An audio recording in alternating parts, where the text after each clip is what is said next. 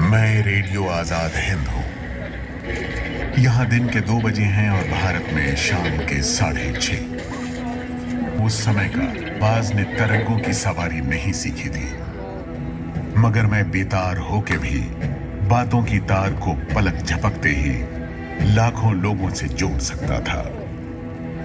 हर समाज, हर देश, हर सभ्यता को एक सोच की आवश्यकता होती है, और अगर वो सभ्यता गुलामी की बेड़ियों से संघर्ष में जूझ रही हो और उसे अपनी बात रखने का माध्यम सुलभ हो जाए, साथ मिल जाए, लोगों को जोड़ने का अवसर मिल जाए, तो संघर्ष को गति मिल जाती है। और उस समय मैं यही कर रहा था। मैं सुभाष बोल रहा हूं। अरे ये तो सुभाष चंद्र बोस है। कहाँ से बोल रहे हैं? है कहाँ? होटल से बहुत दूर, पता नहीं कहाँ। ये बोल क्या रहे हैं? अरे सुनो क्या बोल रहे हैं? आज हम और हमारी मातृभूमि विश्व इतिहास के दोराहे पर आ खड़ी हुई है। मैं आजादी की चाह रखने वाले समस्त भारतवासियों से आह्वान करता हूं कि आप ब्रितानी गुलामी के खिलाफ तब तक युद्ध जारी रखिए जब तक मातृभूमि मुक्ति न प्राप्त कर ले। जय हिंद। 1939 का साल विश्व इतिहास में ऐसे जंग की शुरुआत का साल था जिसने विनाश की नई परिभाषा कर दी थी। पराधीन भारतवासी अपनी स्वतंत्रता के लिए संघर्ष कर रहे थे। वायसराय ने फरमान निकलवा दिया कि जब तक लड़ाई चल रही है, भारत अपनी आजादी की बात न करे। इस फरमान के विरोध में भारत के अलग अलग सूबों की कांग्रेस सरकारों ने इस्तीफा देना शुरू कर दिया। सुभाष बाबू कांग्रेस छोड़ अपने संगठन को मजबूत करने में लगे थे। उनकी राय बिल्कुल अलग थी।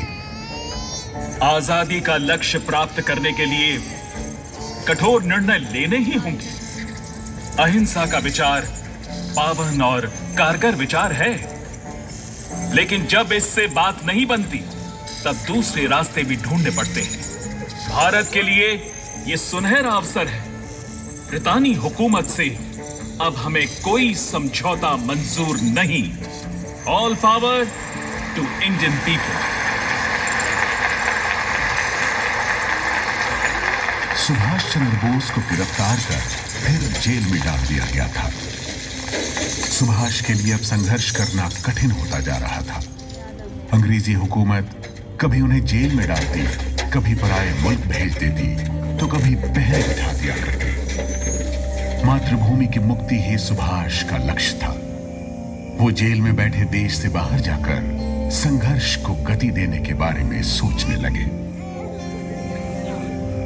अब समय आ गया है जब राष्ट्र की लड़ाई अंतर्राष्ट्रीय राजनीति में प्रवेश कर लड़नी पड़ेगी। मुझे इस काल कोठरी से निकलना ही होगा। मैं आमरण अनशन करूंगा। कारागार से निकलने में अहिंसा के इस हथियार ने खूब काम किया।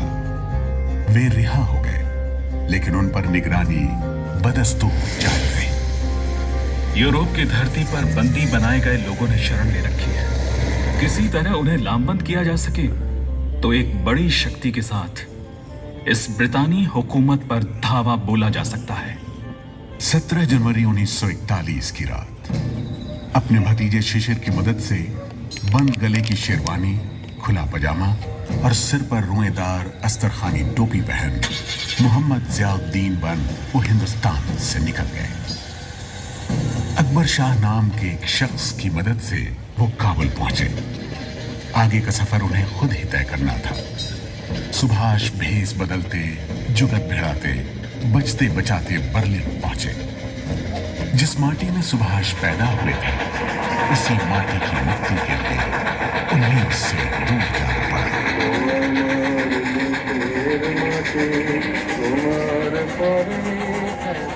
23 जनवरी 1897 को, जिस वर्ष महारानी विक्टोरिया के राज का स्वर्ण समारोह मनाया जा रहा था, बंगाल प्रेसिडेंसी के कटक में सुभाष का जन्म हुआ। किसे पता था कि आगे चलकर यही सुभाष इसी विक्टोरिया हुकूमत के खिलाफ संघर्ष की कमान संभालेगा। बचपन द्वंद्व से भरा था। मन में सवाल उठते और मिटते जाते।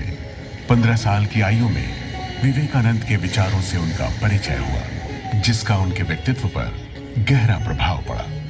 मातृभूमि आराध्य है, प्रत्येक भारतीय सहोदर है और भारत की मुक्ति जनशक्ति पर है।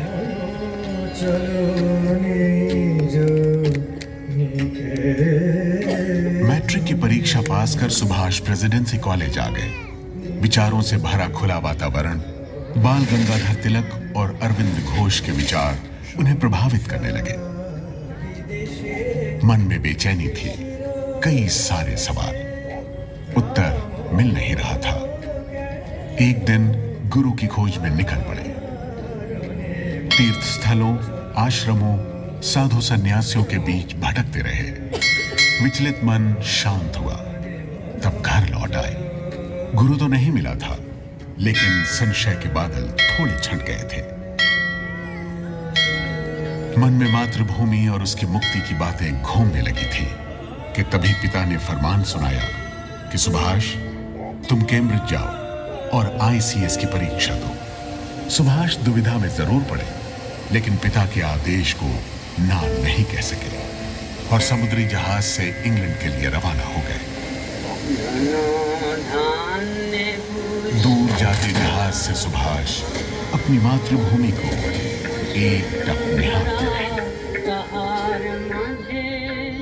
कैम्ब्रिज का सत्र आरंभ हो गया था, फिर भी उन्हें दाखिला मिल गया। सुभाष जी जान से जुट गए और ICS की परीक्षा पास कर ली। मन को फिर द्वंद्व ने आ घेरा। मन की बात सुनो या पिता के आदेश पर चलो? मातृभूमि मुझे बुलाती है, मुझे जाना ही होगा। लोग पागल समझेंगे तो समझे, मातृभूमि की मुक्ति के लिए कष्ट तो उठाना ही पड़ेगा। सिविल सेवा से त्याग पत्र देकर वे लौटे और गांधी जी से मिलने के बाद देशबंधु चित्तरंजन दास से मिलने पहुंच गए। चित्तरंजन दास से पहली मुलाकात के बाद उन्हें लगा मानो गुरु मिल गए हो। सुभाष चित्तरंजन दास के सिपाही बन स्वतंत्रता आंदोलन में कूद पड़े।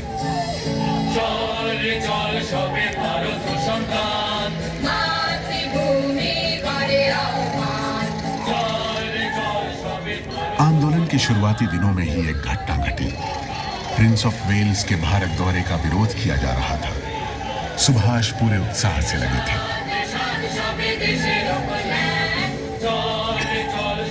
गिरफ्तारियां हो रही थी कि तभी खबर मिली कि देशबंधु जी की पत्नी वासंती देवी गिरफ्तार कर ली गई।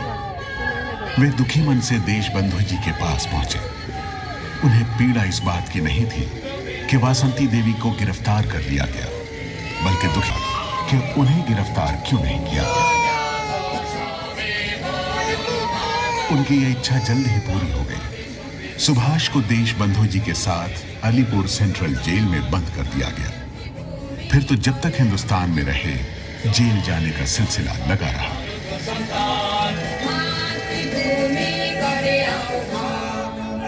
नई दिशा देने वाले हमेशा धारा के विपरीत वेगमयी लहरों से टक्कर लेते नवीन पथ का निर्माण करते हैं, नई पहचान देते हैं। बोली भाषा को बदल दें तो संस्कृति बदल जाती है, नाम और वस्त्र से पहचान। बरतानवी हुकूमत ने भारतीय पहचान को धूमिल कर दिया था। सुभाष ने निगम कर्मचारियों को खादी वस्त्र पहनाकर निगम की गलियों के नाम भारतीय विभूतियों के नाम पर रख धूमिल पड़ती पहचान को फिर से जिंदा कर दिया था। सुभाष अपने लोगों के बीच लोकप्रिय होते जा रहे थे। इसीलिए सुभाष हुक्मरानों की आंखों में चुभने लगे और क्रांतिकारी षड्यंत्र का झूठा आरोप लगा। उन्हें गिरफ्तार कर बर्मा के मांडले जेल भेज दिया गया।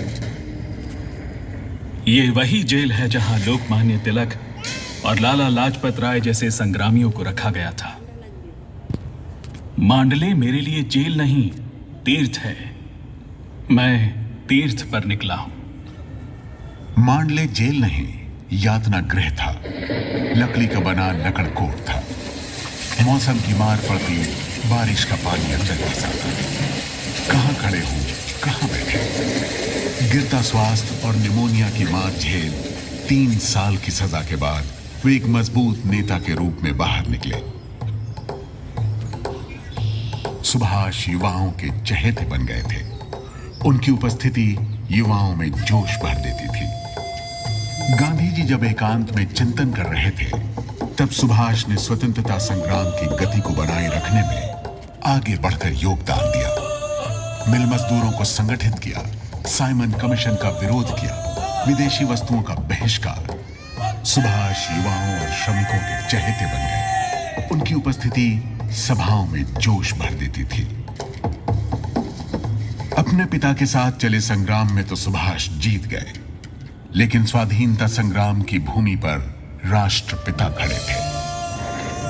व्यास नदी का किनारा था और ऊपर स्वतंत्रता संग्राम का झंडा लहरा रहा था। गांधी जी ने संपूर्ण स्वाधीनता का प्रस्ताव रखा। सुभाष खड़े हुए और बोले, आप संपूर्ण बहिष्कार के लिए तैयार नहीं। काउंसिलों के बहिष्कार से कुछ हासिल नहीं होगा। मेरा सिद्धांत है, सब कुछ या कुछ नहीं। जब तक दलित, श्रमिक, वंचित संगठित नहीं होंगे, सविनय अवज्ञा कारगर नहीं होगा। गांधी जी के सविनय अवज्ञा के प्रस्ताव को स्वीकार कर लिया गया, लेकिन मतभेद की लकीर खिंच गई थी। सुभाष एक बार फिर गिरफ्तार कर लिए गए।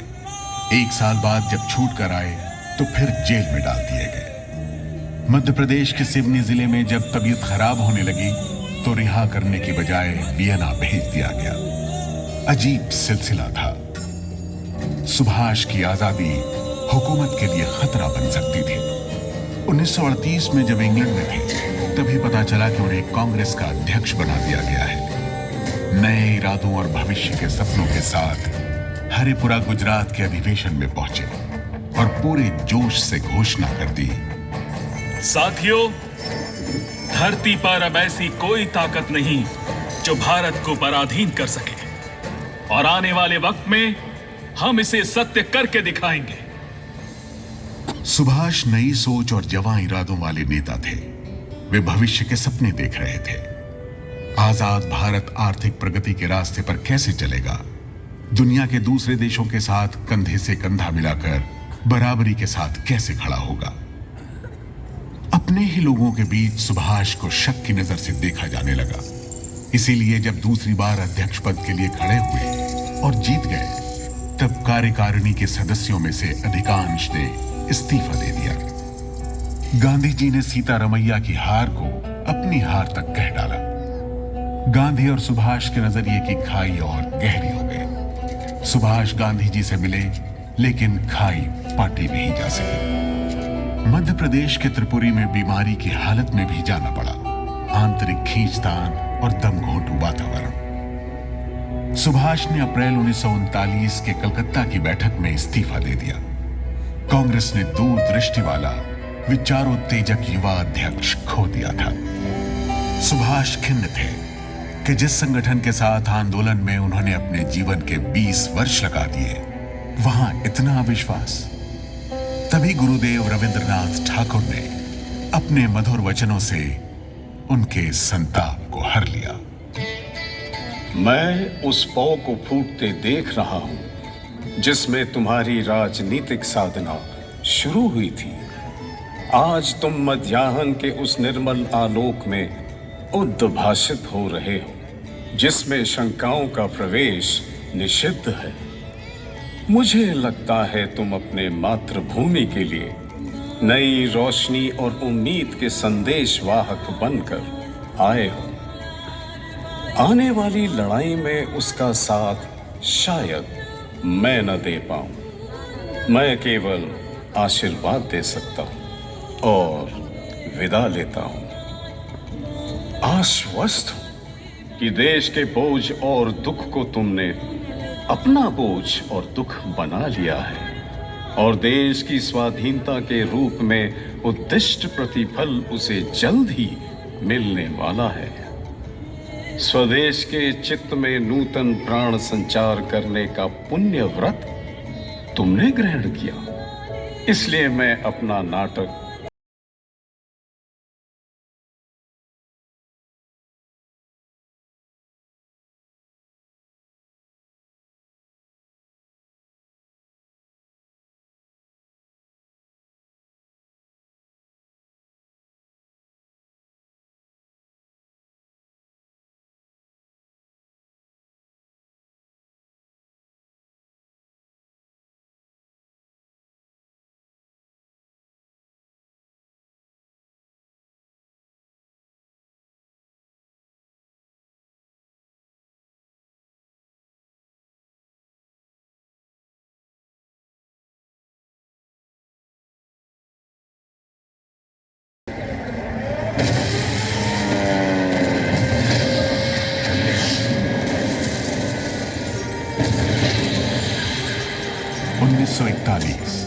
दूसरा विश्व युद्ध चल रहा था। सुभाष यूरोप में मौजूद थे। प्रवास ले रहे युद्ध बंदियों को लेकर इंडियन नेशनल आर्मी की स्थापना कर दी। रेडियो जैसे आधुनिक संचार माध्यम को संघर्ष का माध्यम बना दिया और इस तरह आजाद हिंद रेडियो स्वरूप में आया। साथियों, भारत की मुक्ति का समय आ पहुंचा है। भारत उठेगा और गुलामी की उन जंजीरों को काट फेंकेगा जो जमाने से उसे जकड़े पड़ी हैं। भारत की मुक्ति के लिए एशिया और विश्व के अन्य देश भी आगे बढ़ रहे हैं। सिंगापुर जापान के कब्जे में था। नेताजी चलती लड़ाई में महीनों लंबी यात्रा करके समुद्र के रास्ते पनडुब्बी से जापान पहुंचे। पहली मुलाकात में ही जापानी प्रधानमंत्री तोजो ने बिना शर्त मदद का मौका दे दिया। सुभाष के आजाद हिंद फौजी शिखर समान सिर ऊंचा किए खड़े थे। नेताजी के एक आदेश पर मातृभूमि पर बलि चढ़ने को तैयार। हथियारों की ताकत और खून की कीमत से तुम्हें आजादी लेनी है। जब भारत आजाद होगा, तुम्हें स्थायी सेना बनानी है। सुरक्षा की ऐसी मजबूत बुनियाद खड़ी करनी है कि भविष्य में हमें कभी अपनी स्वतंत्रता न खोनी पड़े। मेरे वीरों, तुम्हारा उद्घोष होना चाहिए, दिल्ली चलो। आजाद हिंद फौज अभी अधूरी थी। आधी आबादी की भागीदारी के बिना संग्राम अधूरा था। नेताजी ने रानी झांसी रेजिमेंट की स्थापना कर दी। ये आजाद हिंद फौज की वीरांगनाओं का युद्धक दस्ता था। मार्च 1944 आजाद हिंद के सिपाही तैयार खड़े थे। जनरल कियानी ने आदेश दिया और जय हिंद दिल्ली चलो के नारे लगाते जोशीले भारतीय जवानों ने इंफाल पर धावा बोल दिया। आजाद हिंद फौजियों ने भारत की सीमा में घुसकर तिरंगा लहरा दिया। वहां कुछ ही दूर उस नदी के पार, उन जंगलों से आगे, उन पहाड़ियों के उधर फैली है हमारे सपनों की धरती। जिस धरती में हम जन्मे थे, उसकी गोद में अब हम लौट रहे हैं। लहू को लहू बुला रहा है। उठो, हथियार संभालो, बढ़ते चलो, चलो दिल्ली चलो। इंफाल सिर्फ 10 किलोमीटर दूर रह गया था कि बेमौसम बरसात ने बढ़ते कदमों को रोक दिया। बरसात ऐसी थी मानो आसमान से बादल फट आए। लगातार होती बारिश और पहाड़ में डाला रसद की खबर। ब्रिटिश और अमेरिकी फौज बढ़ती चली आ रही थी। आजाद हिंद फौजियों को मिली आंशिक जीत के बाद भी लौटना पड़ा। आसमान से अमेरिकी बम वर्षक आग उगल रहे थे। आजाद हिंद फौज के 25,000 से ज्यादा फौजी मारे गए और नेताजी को अपनी बची हुई फौज के साथ बैंकॉक लौटना पड़ा। साथियों, बेशक आजादी की लड़ाई का पहला दौर हम हार गए हैं, लेकिन ये सिर्फ पहला दौर है। लड़ाई के अभी और दौर आएंगे। भारत की आजादी का जब निर्णायक इतिहास लिखा जाएगा, आजाद हिंद फौज का उसमें सम्मानित स्थान होगा। इम्फाल और कोहिमा की लड़ाई के बाद हमारी स्वतंत्रता संग्राम का पहला अध्याय समाप्त हो गया। दुर्भाग्य से राष्ट्र के प्रति उनका सक्रिय योगदान भी यहीं समाप्त हो गया। लेकिन जनता की यादों में नेताजी अभी भी जिंदा थे। भारतीयों के इस यकीन से अंग्रेज खौफ से भर जाते। 1945 में लाल किले में चले इंडियन नेशनल आर्मी ट्रायल और 1946 के कराची से कलकत्ता तक हुए नौसैनिक विद्रोह तक नेताजी का डर अंग्रेजों पर बना रहा। अंग्रेजी हुकूमत के खिलाफ नेताजी और आईएनए का यह संघर्ष सन 1947 को भारत की आजादी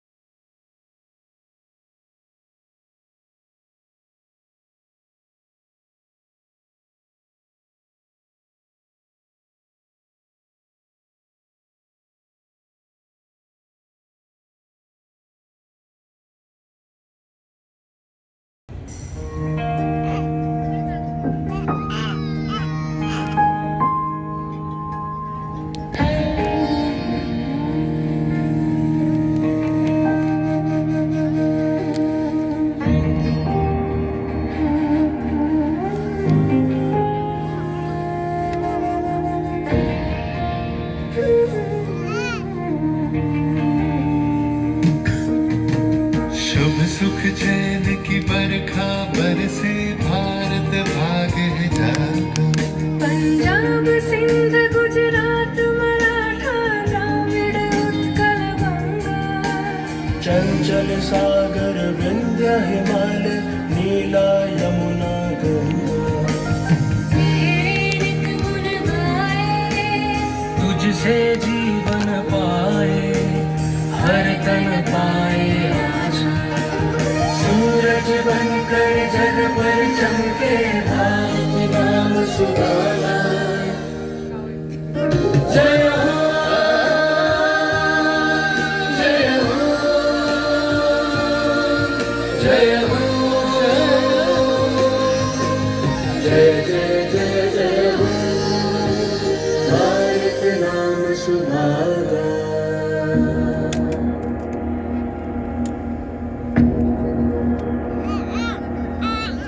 जनगण मन अधिनायक जय हे भारत भाग्य विधाता। पंजाब सिंध गुजरात मराठा द्राविड़ उत्कल गंगा। विंध्य हिमाचल यमुना गंगा उच्चल जलधि तरंगा। तब शुभ नामे जागे तब शुभ आशीष मांगे। गाहे तब जय गाथा जनगण मंगल दायक जय हे भारत भाग्य विधाता।